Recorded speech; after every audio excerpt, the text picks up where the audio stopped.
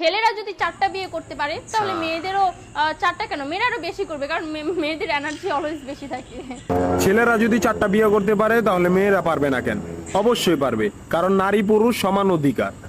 আর যদি একটা কথাই চিন্তা করি তাহলে মেয়েদের চেন কোনো কাজে লাগে না, চেন খুলে মুতার অধিকার তো তাদেরও আছে। মালে আসেন, একটা চাবি দিয়া যদি 4টা তালা খোলা যায় ওটাকে বলা হয় মাস্টার কি, আর একটা তালা যদি 4টা চাবিতেই খুলে সেটাকে বলা হয় খাঙ্কি।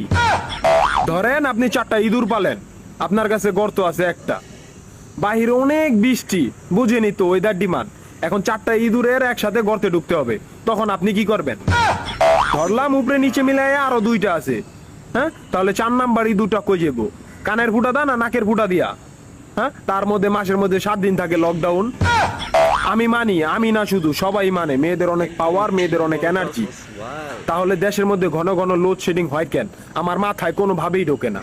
একটা ছেলে যদি 4টা বিয়ে করে, 4টা ঘরে যদি 10টা সন্তান থাকে, তারপরে বাপের নামে একটাই থাকবো। এখন আপনি যদি 4টা বিয়ে করেন, একটা সন্তান হয়, তাহলে বাপের নাম কি দিবেন? সলিমুদ্দিন, কলিমুদ্দিন, আনোয়ার, মনোয়ার, নাকি গড়ে মিলাইয়া জানোয়ার? আপনি কি নারী না ঢাকা শহরের লোকাল গাড়ি?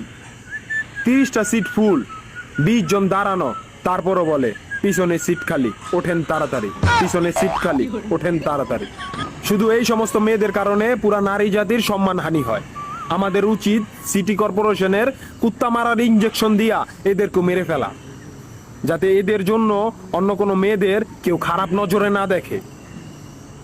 মা রানী কোনানকার।